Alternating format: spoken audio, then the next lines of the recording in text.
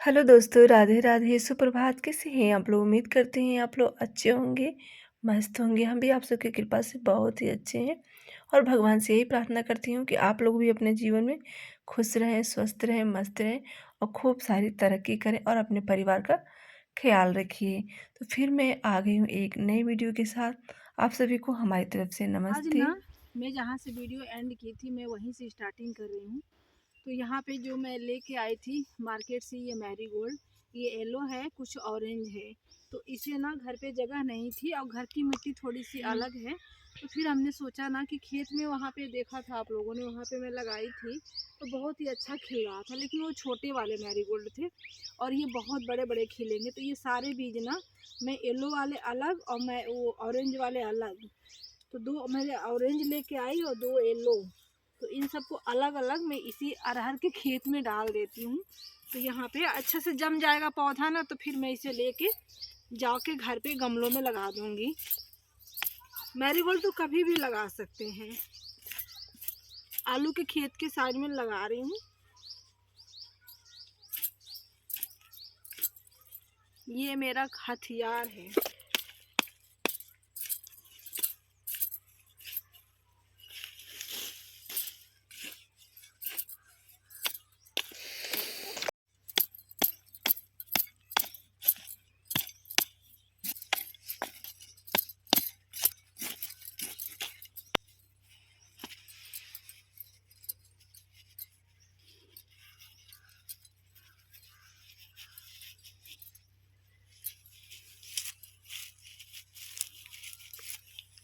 इस तरीके से बीज हुए हैं, बहुत ही अच्छे प्यारे प्यारे बीज तैयार हुए हैं।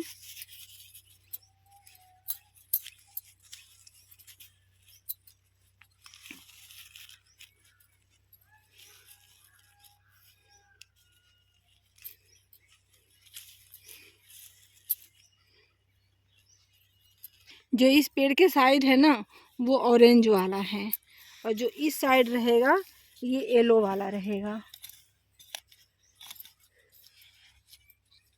देखिए ये सड़न लेने लगा, मैंने पॉलीथीन में बांध के रख दी थी ना।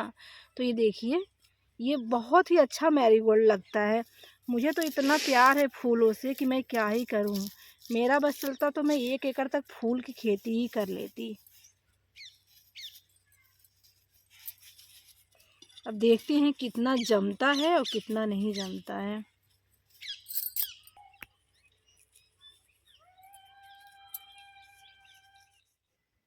पानी तो कहो खेत में रखा था, कहीं दूर नहीं जाना पड़ा। थोड़ी सी नमी बनाने के लिए यहाँ पे पानी डाल देती हूँ।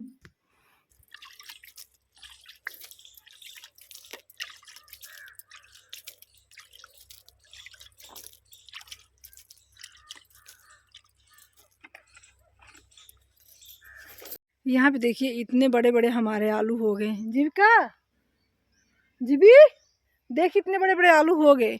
इस बार ना यूरिया कोई भी जो भी मतलब कि खरीद के खाद आता है ना, वो बिल्कुल भी नहीं पड़ा है। सिर्फ ऑर्गेनिक खाद पड़ा है, सिर्फ गोबर का। इस बार की आलू मेरी सबसे अच्छी होगी, क्योंकि खाने के लिए बेचना तो है नहीं। आ रही उधर से वो लड़की ना, गोभी के पीछे पड़ी रहती है, गोभी खा रही है वहां पे। आलू गुरुजी कह रहे हैं थोड़ा सा और बड़ा हो जाए, बस खोद के घर ले जाएंगे। देख रही हैं आप, बरसीन पता नहीं क्यों सड़ रहा है। ये देखिए जड़ें सड़ रही हैं इसकी।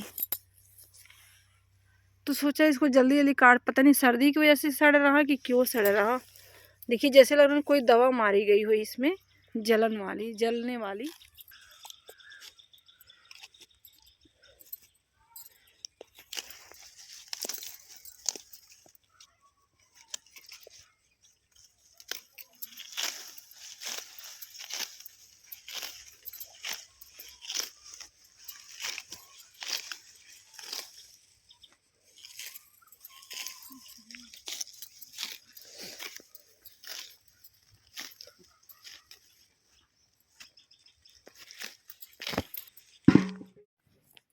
यहाँ पे बहू की विदाई करने के लिए तैयारी कर रही हूँ। ब्लाउज मुझे सीने के लिए 5 दिन पहले ही आया था और ठंड की वजह से सीने का मन नहीं कर रहा।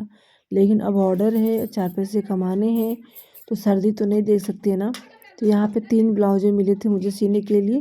एक दुल्हन का था और 2 एक काकी हैं उनका था, और अभी तो 4-5 हमारे भी हैं।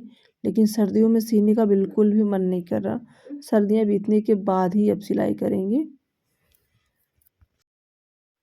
कटिंग करके रख देती हूँ, फिर मौका मिलेगा तो सिलाई कर लूँगी। सर्दियों में सिलाई करना आसान है, कटिंग करना ज़्यादा मुश्किल है। कटिंग करते करते मेरे 6:30 बज गए थे, और 6:30 बजे पता ही है आप लोगों को कितना अंधेरा, कितनी रात हो जाती है। तो अम्मा ने बोली कि ज़्यादा कुछ मत बनाओ, रोटी और आज चटनी खा लेते हैं। हमने कहा चलिए भी ठीक है। तो चटनी मैंने सोचा किस चीज़ का बनाऊँ, फिर ध्यान में आया कि फ्रिज में आंवला रखा है, तो आंवले की चटनी और साथ में बनाऊंगी रोटी। कभी कभी हमें डिनर में ये सारी चीज़ें भी खा लेना चाहिए। चटनी रोटी कोई बेकार चीज़ नहीं है, बल्कि अच्छे से पेट भी भर जाता है, और ना ही तेल ना ही मसाला, और वो सबसे हेल्दी भी रहता है। तो कभी कभी ये नॉर्मल सा डिनर भी हमें करते रहना चाहिए दूसरे तीसरे दिन। तो यहाँ पे मैं गर्मा गर्म रोटी और साथ में बनाए मैंने 3 आंवले और धनिया लहसुन मिर्च की चटनी। और परिवार वालों ने बहुत ही अच्छे से भरपेट खाए। मुझे अच्छा लगा कि मेरे परिवार वाले कुछ भी खा लेते हैं और भरपेट खा लेते हैं। ये नहीं कि आज चटनी रोटी बनी है तो 2 की जगह 1 रोटी या फिर आधा रोटी, इससे मुझे खुशी मिलती है। यहाँ पे देखिए सुबह के 5 बज रहे हैं, और 5 बजे देख रहे हैं, अभी 4 बजे मैं उठी थी तो यहाँ बिल्कुल भी पानी नहीं था, और अभी देखिए कितना पानी हो गया। जैसे लग रहा है ना बारिश, ऊपर से इतना कोहरा बरस रहा, चेहरा ऊपर कर लो ना तो बहुत पानी गिर रहा है।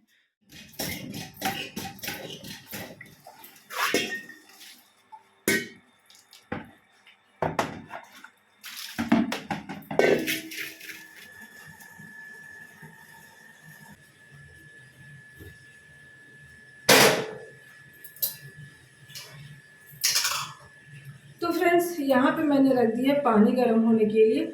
जब तक ये पानी गर्म होगा तब तक हम झाड़ू वगैरह घर में लगा के आ जाते हैं, क्योंकि ये गर्म पानी नहाने के लिए नहीं, सासू माँ के कपड़े थे जो कि आप लोगों को पता है 4-5 दिन पहनने के बाद से वो बहुत बुरी तरीके से गंदे हो जाते हैं।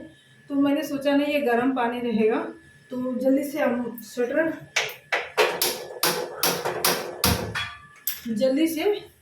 स्वेटर धुल भी जाता है, गंदगी भी साफ हो जाती है, और बहुत अच्छे से, और निरमा भी कम लगता है। तीनों चीज़ें बहुत वो हो जाती हैं। तो वही मैंने सोचा पानी रख देती हूँ गर्म होने के लिए। जब तक ये होगा तब तक हमारा 2-4 काम भी हो जाएगा। जब तक हमारा पानी गर्म हो रहा है तब तक हम झाड़ू और पोछा ये काम हम झटपट से कर लेते हैं, क्योंकि सुबह कोई जगता नहीं है ना, तो काम बड़े ही आसानी से होते रहते हैं और अच्छा लगता है बिना डिस्टर्ब किए। अगर बच्चे जग जाते हैं तो फिर डिस्टर्ब होने लगते हैं।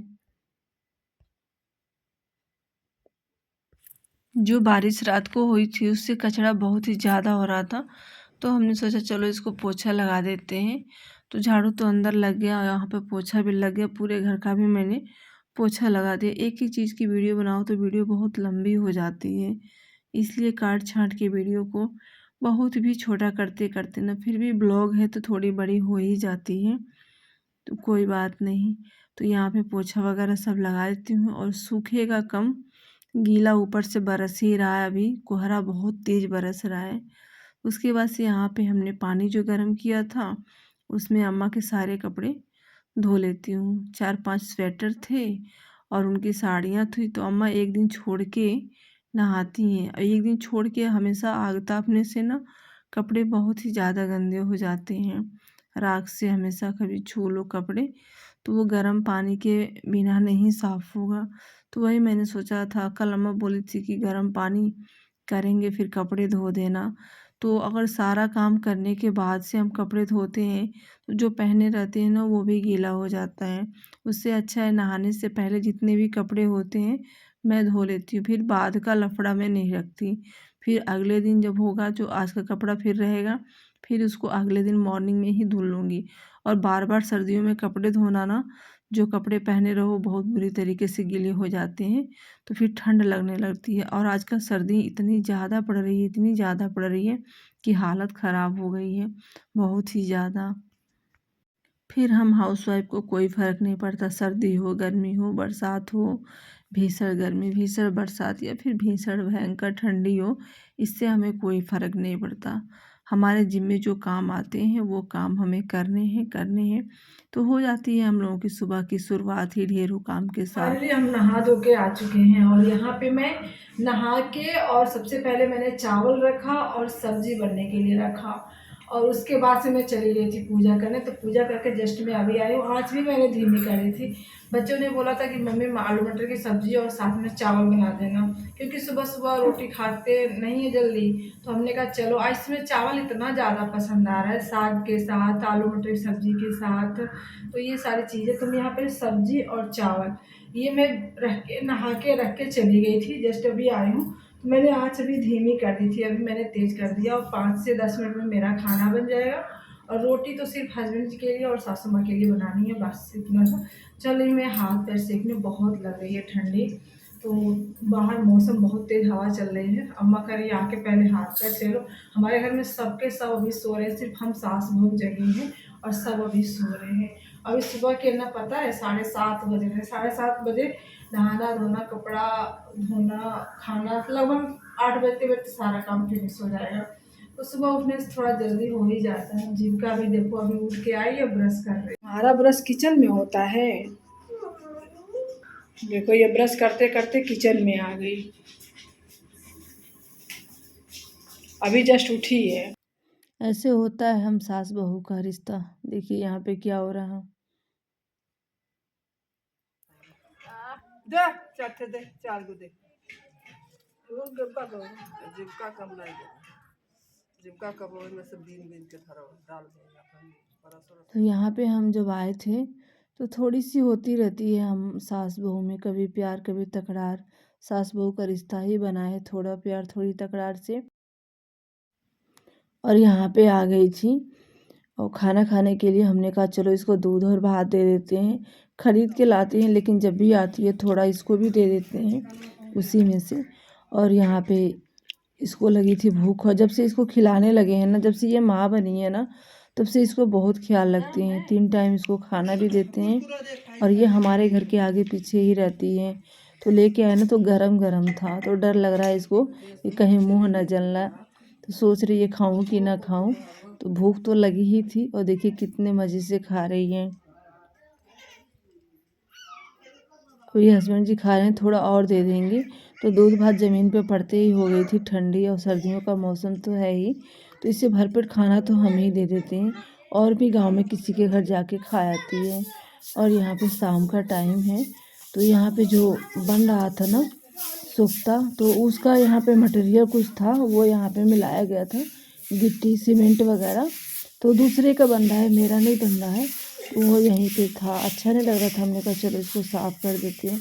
तो बहुत बहुत बहुत ज़्यादा यहाँ पे कचरा भरा पड़ा था। तो जीविका और हम दोनों लोग मिलके इसको साफ़ कर दे रहे हैं। अभी कल दिखाएंगे, कल के वीडियो में, कि कितना बन गया और कैसा बना है सुख्ता। हम लोगों को तो मिला ही नहीं, कोई भी सरकारी योजना हम लोगों को नहीं मिलती है, कोई भी, छोटी हो बड़ी हो। क्योंकि जिनके यहाँ सरकारी नौकरी होती है ना, उनके यहाँ नहीं मिलती है कोई भी योजना। इतना घास है, इतना घास है चने में कि घास कम और चना चना कम और घास ज़्यादा दिख रहा है।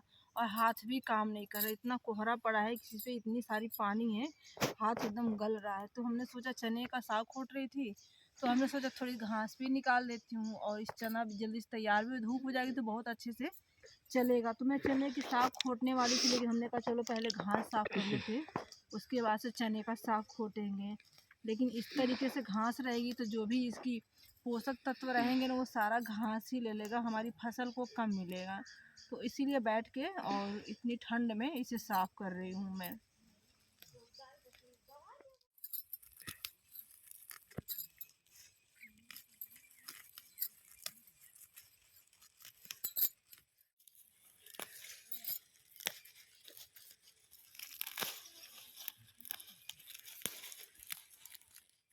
देखिए यहाँ पे खेतों में गुरुजी ने आग बारी है। जिसको हाथ पर सेकना होता है, रास्ते चलने वाले वो सेकते हैं। हमें तो टाइम ही नहीं है कि मैं भी सेकूं इसे। आज बनाने हैं मूली के पराठे, तो लेके चलती हूँ। उस दिन मैं लेके गई थी बनाने के लिए, लेकिन टाइम नहीं मिला, नहीं बना पाई। आज बनाऊंगी ज़रूर।